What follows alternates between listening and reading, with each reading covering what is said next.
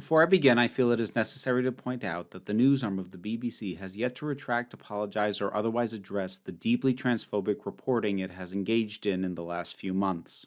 In a pinned comment down below, you'll find my original video on the topic, several videos from the YouTuber Sean, who has been ongoing in his pursuit of trying to get the BBC to own up to what they have done, and also a video from Laura Kate Dale showing the protests that have taken place outside of the BBC offices. While I don't feel any of the people behind Doctor Who are in any way responsible for this, I cannot in good conscience talk about a BBC-owned property without mentioning this first, until such time as it is properly redressed. Thank you.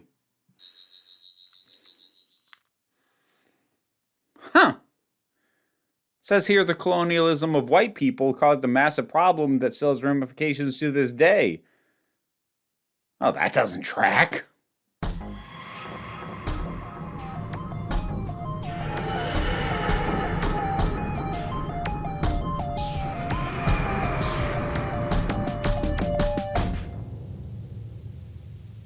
Continuing on with my rewatch for Series 11, and we've arrived at one of the better regarded by quite a few people and myself, Demons of the Punjab. This is one of the ones that I remember when the series was all said and done, I felt like this was a more solid piece of work than what I tended to think a lot of the other episodes were. Now, if you're following me through this, you'll know that I am finding some more things to like that I hadn't noticed before. But I'm also finding some issues, or at least recognizing some things that will become issues. That wasn't the case last time. So this isn't doing a lot to shake my previous overall assessment of Series 11 so far. And when it comes to Demons of the Punjab, it might even slightly worsen my assessment. So it's not as solid or as strong as I remember it being, is basically what it comes down to.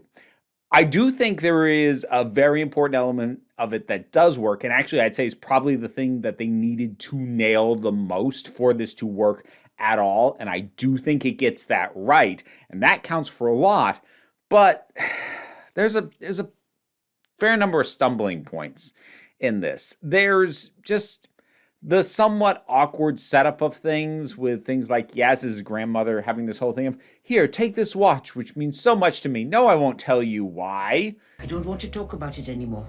Like, I can headcanon that, like, she's just that kind of a headstrong woman who just wants people to do what she asked them to do and not ask questions about it. Like, maybe, but at the same time, it feels like a contrived setup for the entire thing.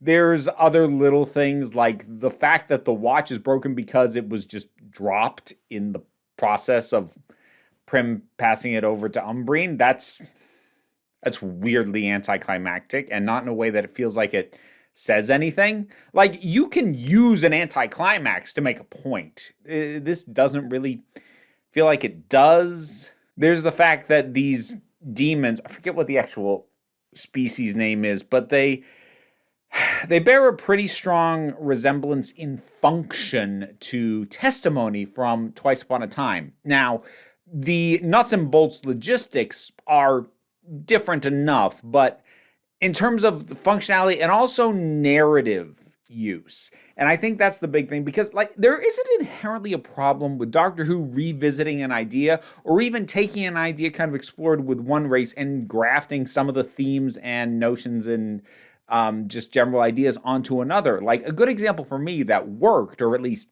when this second species was first introduced, the Weeping Angels. A lot of what goes on with them, or at least the core idea of them, the idea that the minute you stop looking at them, you are definitely dead.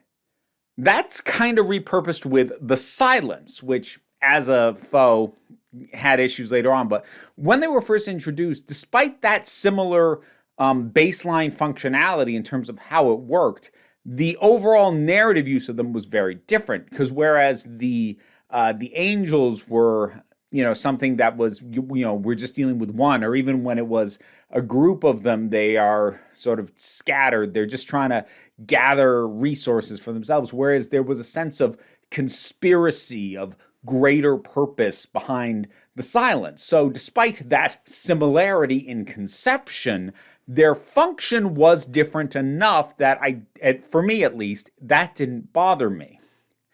It bothers me here, though. One, partly because of it has not been that long, that many episodes prior from when this aired, from when Twice Upon a Time came out.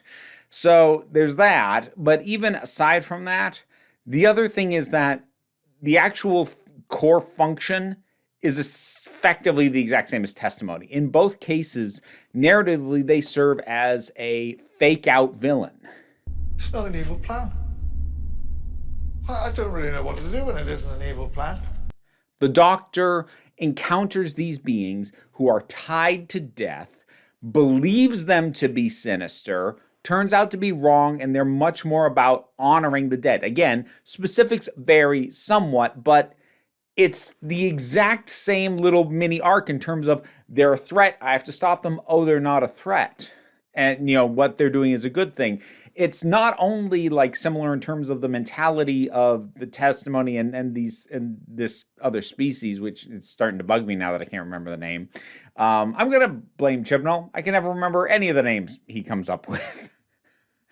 It's not actually his fault. I'm being petty there. But that similarity is not just in terms of some of the nuts and bolts of, being tied to death, but the whole arc that the Doctor has and the whole relationship that the Doctor has with them, it's very, very similar to a degree that's kind of distracting. So there are these just clunky bits, and the ending also, it doesn't, I feel like the scene is misplayed or possibly misedited depending on the takes that they took. So early on, Umbreen, Yaz's grandmother, doesn't want to tell Yaz what happened. Now, that in and of itself is actually kind of important because that's one of the themes that actually does play out and work very solidly. I'll come back to it. But then at the end, she seems prepared to open up, and Yaz says, "No. Tell me another time." And it's a little weird because, she's opening up to you. Why aren't you letting her? Now, having watched it, I think what they are trying for, or at least it's played in this weird nebulous middle ground easily enough that I can headcanon this is what they were trying for, because it's what would have made sense for this to work. I think what they were trying for was that Umbreen was, yes, she was offering, but she wasn't actually ready to share. She just felt bad from having closed down Yaz before and is kind of extending an olive branch, but isn't truly in an emotional place where she's actually ready. I think that's what they're trying for, but it doesn't quite read that way. If the actual intention is actually just as presented, which is that it's somehow a good thing that Yaz tells her grandmother, no, don't open up to me after I asked you to before. That's weird, and I'm trying to give benefit of the doubt. I don't think that was it. I think the takes that they picked in the edit just didn't play the moment right, I think is what happened there. But for all the stuff that I've now kind of gone, this is a little bit of an issue, this doesn't quite work, there are things that do work.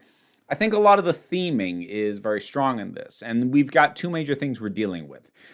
We are dealing largely with family in various ways in terms of Yaz and Umbreen relating to her as a grandparent.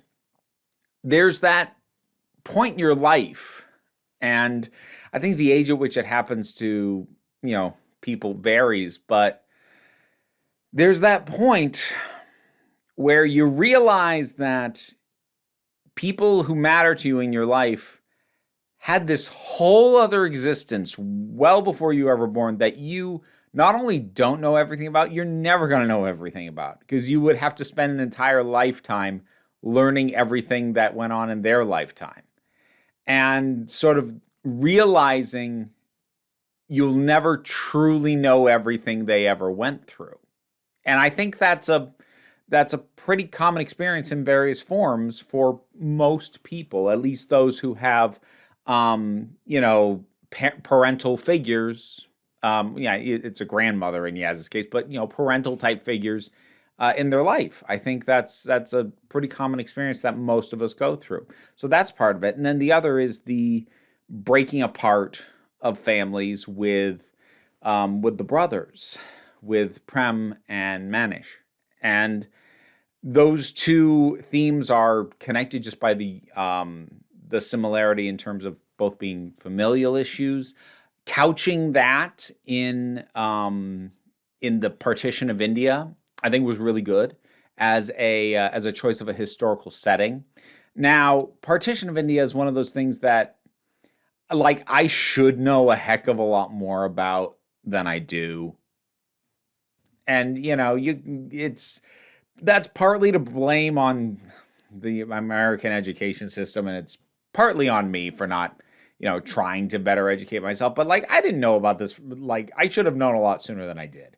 So, as someone who didn't know a ton about it, seeing it not only brought up, but having it be very humanized, I think it actually benefits the story here that, unlike, say, Rosa, these are fictional characters in a real life situation. So while we get a very quick, reasonably quick bullet point on the situation. What year is it exactly? Same year you have in England. 1947. Partition. We're in the middle of the partition of India.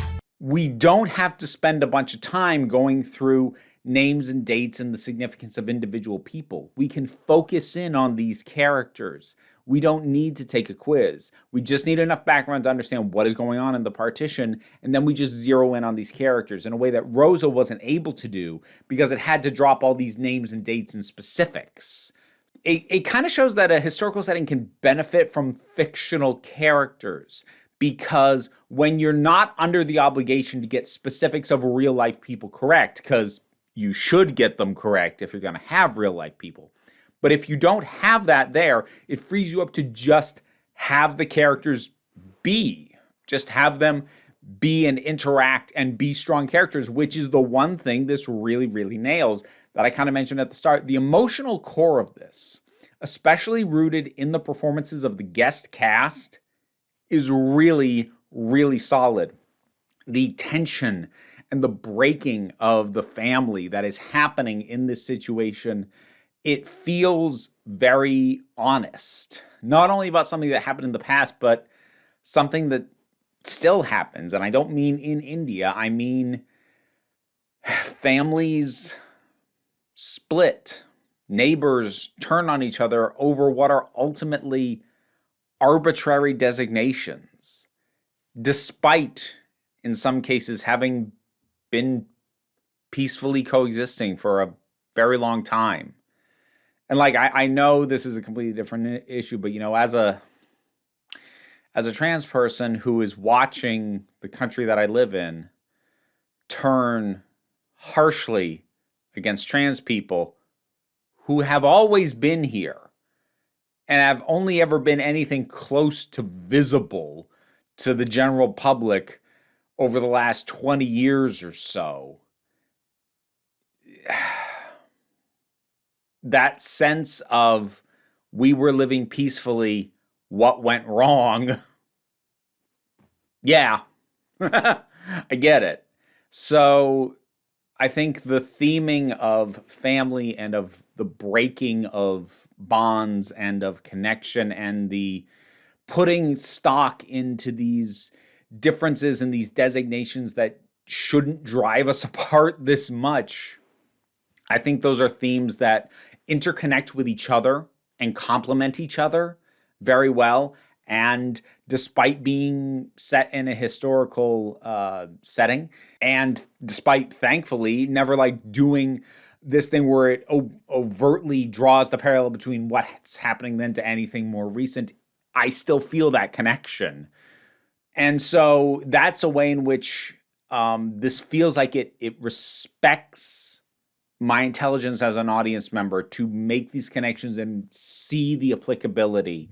And it doesn't feel the need to lay it out for me in plain terms, which makes it land harder for all of the wonky logistics and, you know, slightly iffy detailing. I really do feel that the core emotional storytelling and the performances from the guest cast here are really strong.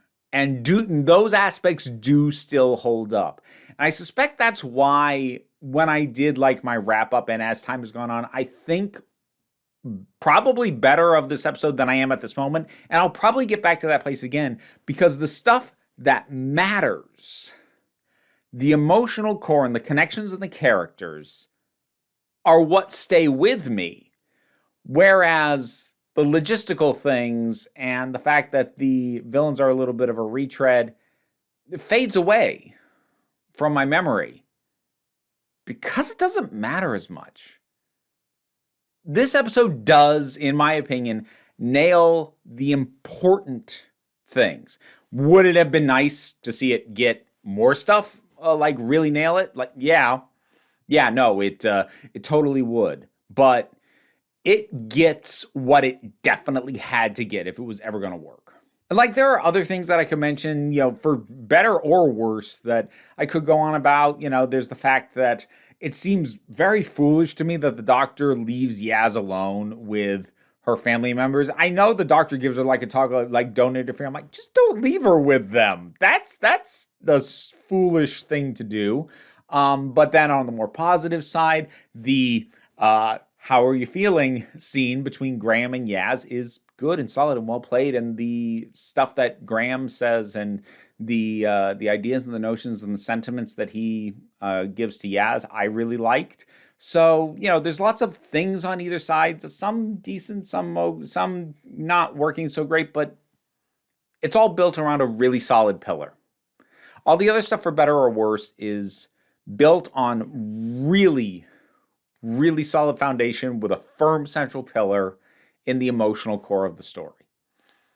So this is still good.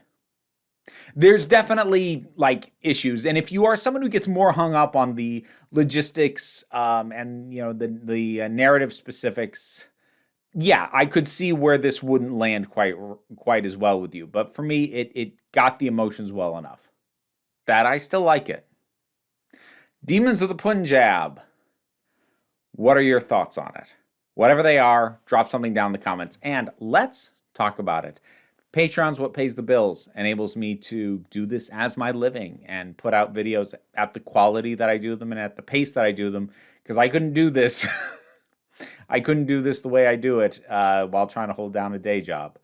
So I appreciate that greatly. Any amount you're able to contribute helps, but even if you can't, like, share, and subscribe. And links to other things that I do down below as well if you want to check out any of that. But don't worry too much about it. At the end of the day, what I really want you to remember is that you are beautiful, you are valid, and you are loved. You are the council. I'm just running the meetings. And until next time, this council is adjourned. And credits. I gotta shout out my top Patreon supporters, so thank you very much to Zubin Lutfullah, Tarak, Oliver B, Melinda Walters, Leotha Boyd, TT, Vernobulax the Poodle, Eidolon, Tracy Scrabbit, Vincent Paul Bartolucci, Angry Caspero, Adam Lefty Taylor, Shane Ross, Robin Moore, Shayla Gourlay, and Brendan LaRose. Couldn't do it without you.